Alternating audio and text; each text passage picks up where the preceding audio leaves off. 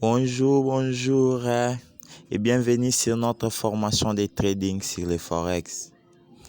Cette vidéo a été élaborée spécialement pour les débutants n'ayant jamais tradé avec de devises. En fait, c'est le leader Josué Wassa, président fondateur de Facilitator Service. Je suis là en veste bleue et c'est lui qui se présente près de moi, sur le leader Béni, qui est mon secrétaire. Il est aussi le coordonnateur des Facilitator Service en fonction. Et Facilitator Service, c'est une association qui facilite la jeunesse sur le numérique. Et à l'issue de ces vidéos, nous allons vous présenter les marchés du Forex. Pour ne pas tarder, j'aimerais que vous puissiez juste appuyer. Vous allez juste appuyer en bas de la vidéo sur abonner. Abonnez-vous massivement et n'oubliez pas d'activer la sonnette pour afin être notifié des prochaines vidéos. Merci, c'est parti. Qu'est-ce que les Forex? En fait, ici, j'ai toujours l'habitude de donner un exemple que quand vous voyagez, si vous avez déjà eu à voyager à l'étranger, alors vous avez probablement déjà franchi votre premier pas dans le marché du Forex. En effet, lorsque à l'aéroport ou à la gare, vous avez eu à effectuer un changement de monnaie, c'est-à-dire un changement de devise contre un autre. Si vous avez des dollars et vous avez voulu partir en Europe, aux États-Unis, et vous avez voulu avoir peut-être l'euro ou un autre devise, et vous vous dites d'échanger ces devises, votre franc congolais, au dollar. Et déjà, quand vous faites ça, vous procédez à ce qu'on appelle le Forex. Vous avez effectué votre échange des devises. C'est ça, le Forex. Et on va vraiment expliquer bien ce Forex-là. Qu'est-ce que signifie ce Forex-là? Forex est la contraction de Foreign Exchange et les termes universels employés pour désigner les marchés d'échange sur lesquels les devises sont échangées l'une contre l'autre à des taux qui changent sans cesse. Par exemple, l'euro vis-à-vis du dollar. En effet, les taux d'échange ou cotation varient sans arrêt en fonction de l'offre et de la demande et du climat économique. Ce marché mondial est le second plus gros marché au monde derrière celui des taux d'intérêt. Il voit transiter tous les jours près de 3 000 milliards d'euros, ce qui est bien plus important que la bourse. La bourse qui est le marché des actions. Ce marché est réputé pour être le marché le plus liquidé au monde. Sa volatilité intense et sa proximité avec la vie quotidienne. Puisqu'il est l'auteur des taux d'échange entre les monnaies, en fait un marché particulièrement attachant et passionnant. Depuis peu, il est possible à n'importe quel individu de négocier des devises en ligne. En prenant part à ces marchés sur des plateformes de trading spécialisées. Par rapport aux trading spécialisés, les plateformes spécialisées, nous allons voir les MetaTrader 4, les MetaTrader 5, ainsi de suite. Il y en a au moins 3 comme ça. Notez qu'avant ça, les banques et les grands établissements financiers pouvaient se les permettre car l'investissement minimal était de l'ordre de 10 millions de dollars. Ici, je vais expliquer. Auparavant, si vous avez dit que comment fait-il que le trading a débuté des années, mais nous on n'a pas commencé ça, nous on est des internautes. Pourquoi? Parce que avant, pour trader, il a fallu avoir beaucoup de moyens. Il faut avoir un fonds de 10 millions de dollars. Maintenant, il y a de moyens, avec 30 $, 20 $, avec des nouveaux brokers, vous pouvez même commencer déjà à trader et faire les 10% de votre investissement presque chaque jour. Je crois que dans des vidéos qui viennent, je vais vous montrer en intégralité. Ou si vous voulez vraiment en profiter de ça, vous allez avoir mon contact à la fin de la vidéo actuelle pour être au moins orienté de vite pour commencer à trader déjà. Merci. Désormais, les plateformes de trading appelées brokers peuvent offrir des comptes accessibles aux petits investisseurs et spéculateurs comme nous. De plus, la volatilité et les effets de levier proposent en font un marché particulier lucratif pour toute personne habillée ou expérimentée. Les forex permet d'échanger toutes les devises au monde. Certaines sont plus populaires et les plus échangées sont dans l'ordre des dollars, l'euro, les yens, puis les livres sterling. Et ici, on nous montre, ici, on va apprendre dans ce deuxième, dans le 5e page ici, on va apprendre comment gagner de l'argent sur les forex. Nous allons voir en quoi le marché du forex est un marché qui peut se révéler extrêmement lucratif sur de très courtes périodes.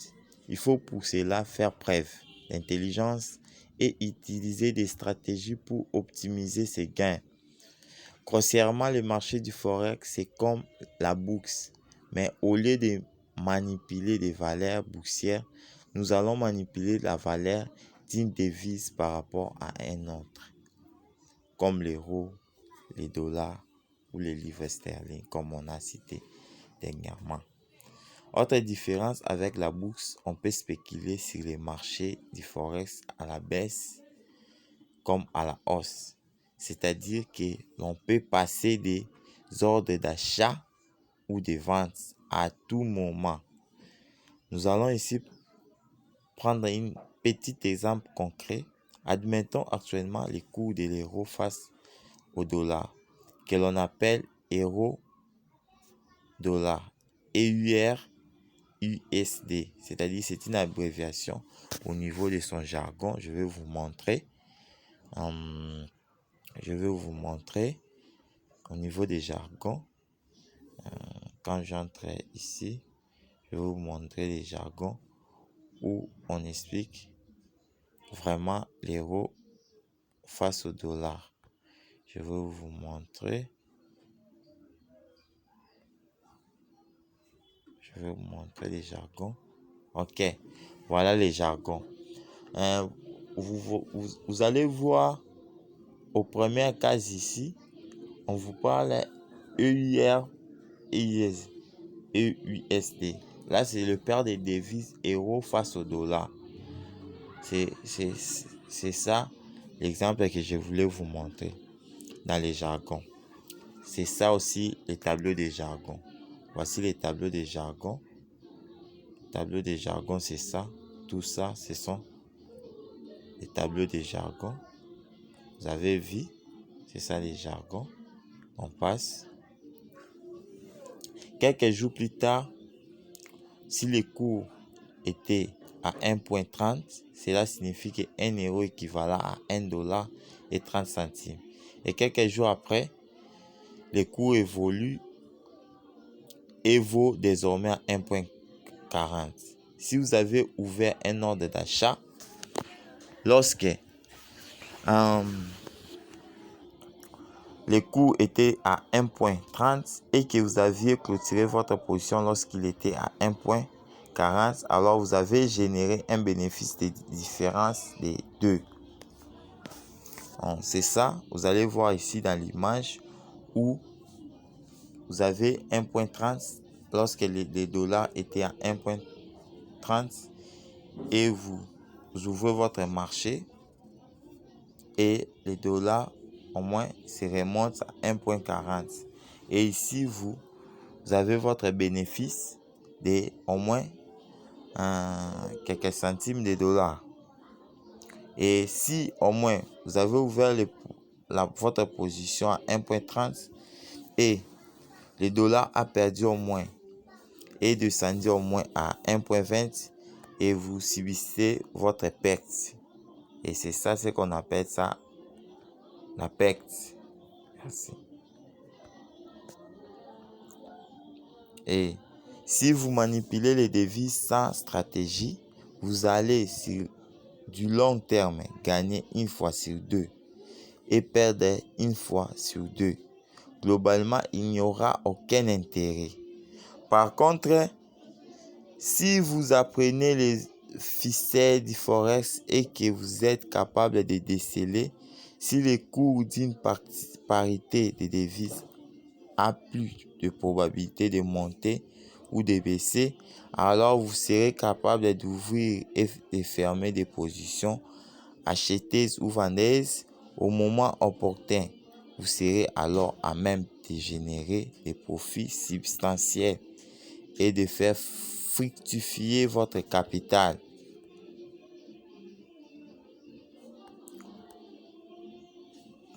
Ici, nous allons expliquer les pips, les spreads, les cotations. Ici, c'est simple. Vous êtes à l'étranger et vous souhaitez échanger une devise contre une autre. Admettons, vous êtes aux États-Unis et vous souhaitez échanger vos euros contre des dollars américains. Au guichet d'échange, vous avez alors affiché sur un écran ce qu'on appelle une cotation.